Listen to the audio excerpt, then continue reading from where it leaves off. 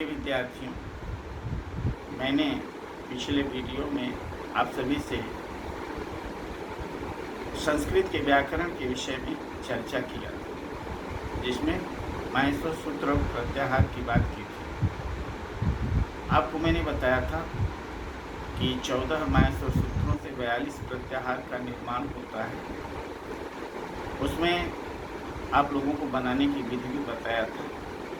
साथ में अंत में, वीडियो के अंत में मैंने कुछ प्रत्याहार दिए थे, जिनको कि माहेश्वर सूत्र के आधार पर उनमें कौन कौन से वर्ण आते हैं वह बताया था। उसमें आपसे संभवतः पूछा था अक प्रत्याहार, इक प्रत्याहार, उक, य, हस, अम, यम, इन प्रत्याहारों के विषय में मैंने आपसे जानकारी चाहिए थी। आप लोगों ने बनाया होगा। आपकी सुविधा के लिए मैं अभी इस वीडियो के बीच में आपसे लिख करके उसको भी पोस्ट करूंगा। साथ में कुछ और जानकारियां आपको देना चाहता हूं, आप सभी बहुत ध्यान से समझें।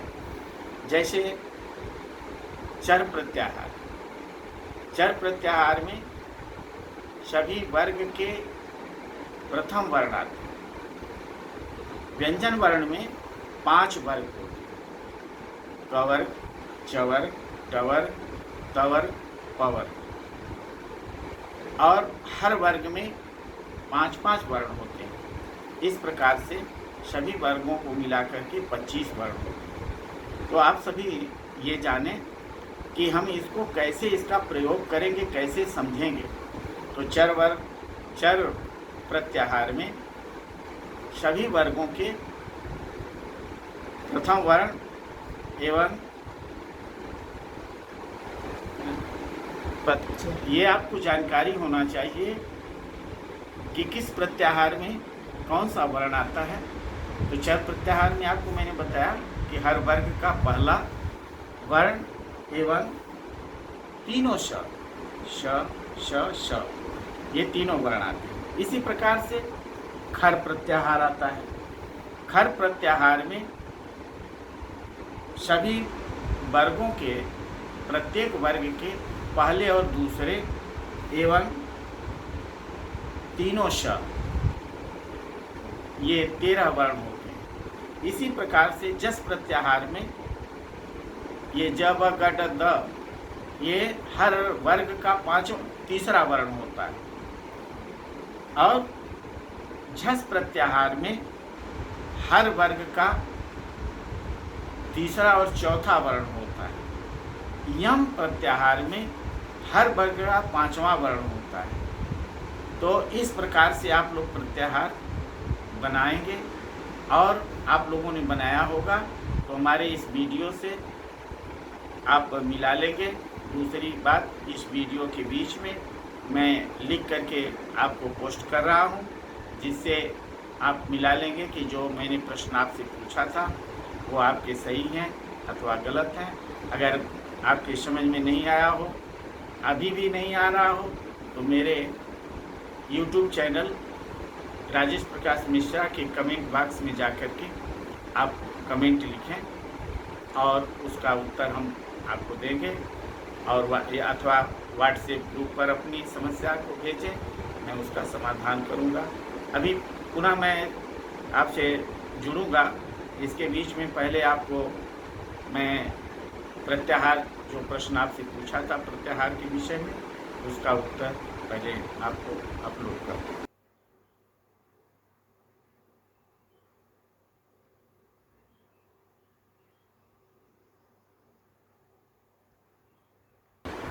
आप सभी को हमें पूर्ण विश्वास, उम्मीद है कि आप माहेश्वर सूत्र और प्रत्याहार से परिचित हो गए हों। अभी भी किसी बच्चे को कोई समस्या हो तो आप संपर्क करके मुझसे अपने शंका का समाधान, अपनी जिज्ञासा का समाधान कर सकते। आज हम दूसरा प्रकरण लेंगे, वर्णों का उच्चारण।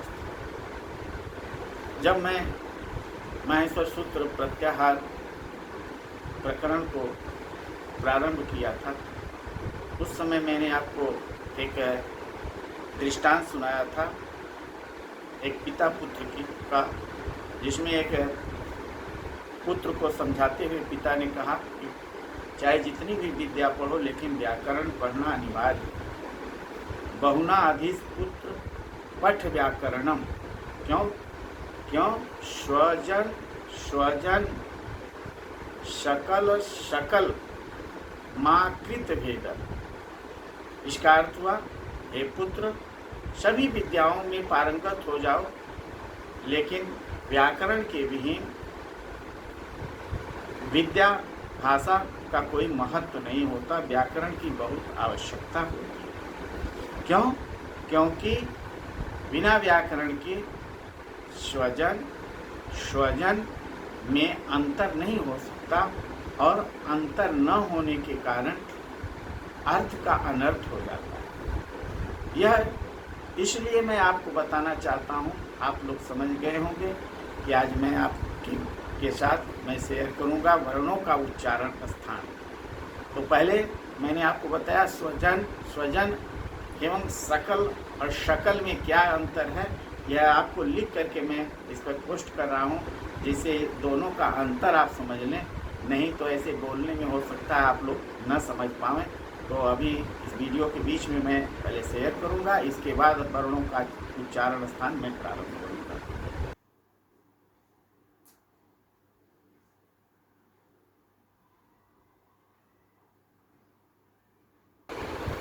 आप सभी ने देखा होगा केवल वर्णों के उच्चारण में अंतर होने से कितना अंतर हो गया। पहले स्वजन में मैंने तालव्य स्वर का प्रयोग करके स्वजन बनाया था, और दूसरे में पहले में दंती स्वर का प्रयोग किया था स्वजन। उसका अर्थ होता है अपने जन, और जहाँ तालव्य स्वर लग जाता है वहाँ भी स्वजन होता है, लेकिन उसका अर्थ होता है कुत्तों के लोग। स्व माने कुत्ता और स्व माने अपने लोग। तो इसलिए मैं आपको जो बताना चाहता हूँ कि केवल उच्चारण स्थान में परिवर्तन होने के कारण अर्थ में कितना अंतर हो जाता है, अर्थ का अनर्थ हो जाता है। इससे यह इस उदाहरण से सिद्ध होता है। आज हम आपसे वर्णों के उच्चारण के विषय में अपनी बात रखेंगे, अपनी बात बताएंगे। वर्णों का उच्चारण क्या है? हम जब किसी भी ध्वनि को बोलते हैं तो हमारे मुख में कुछ बदलाव आता है, कुछ परिवर्तन होता है, कुछ टकराव आता है। टकराव होने के कारण वह ध्वनियाँ निकलती हैं। किसी भी वर्ण पे उच्चारण करते समय कौन सी ध्वनि कहाँ से निकलती है, इसको जानने के लिए वर्णों का उच्चारण स्थान जानना आवश्यक है। यह मुख में दो प्रकार के अंतर होते हैं, आभ्यंतर अंतर और बाह्य अंतर। जब हम किसी वर्ण का उच्चारण करते हैं तो हमारे मुख के अंदर जो खिंचाव, तनाव या परिवर्तन होता है उसे आभ्यंतर कहते हैं। आभ्यंतर। और जो बाहर, मुंह के बाहर ध्वनि निकलने में या ध्वनि निकलने के बाद जो बदलाव या परिवर्तन होता है उसे बाह्यांतर परिवर्तन कहते हैं। इस परिवर्तन के आधार पर वर्णों का उच्चारण स्थान निर्धारित होता है। अब आप समझें कि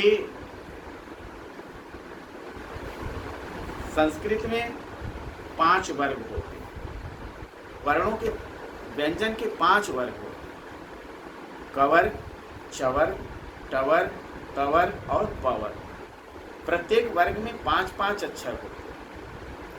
अब इन वर्णों का कहाँ से उच्चारण स्थान होता है, इनका कौन सा वर्ण उच्चारण स्थान है, कौन वर्ण कहाँ से बोला जाता है, इसको मैं सूत्र के माध्यम से पहले आपको बताऊंगा। वो सूत्र आपको लिख करके पोस्ट करूंगा, आप लोग उसको लिखेंगे और उसके बनाने का क्रम मैं अपने अगले वीडियो में प्रस्तुत करूंगा। पहला सूत्र है अकुह विसर्जनीया नाम कंठ। दूसरा है इचु यशानाम तालु। तीसरा है ऋतु रखानाम मूर्धा। चौथा है ऋतु लसानाम दंता। पांचवा है उपुप मध्यमानीया नाम ओष्ठौ। छठा है य म न ण नम नासिकाया च। छठा। सातवां है ए दैतो कंठ तालु। अगला है ओ दैतो कंठ ओष्ठम। और नवा है वकारस्य दंतोष्ठम। ये वर्णों के उच्चारण स्थान का सूत्र है। इसको संक्षिप्त रूप में आप लोगों को मैंने बताया। इसकी व्याख्या हम आगे करेंगे। इसका पहले हम लिख करके, यद्यपि हो सकता है आप लोग इससे न लिख पाएँ न समझ पाएँ, तो मैं लिख करके इसमें पोस्ट करता हूँ। और इसके बाद फिर हम अगले वीडियो में आप लोगों को इसकी डिफिनेशन, कैसे इसको हम बनाते हैं, कैसे इसको समझते हैं, ये बताएंगे। इस पर पहले आप इसको हम डाउनलोड करते हैं।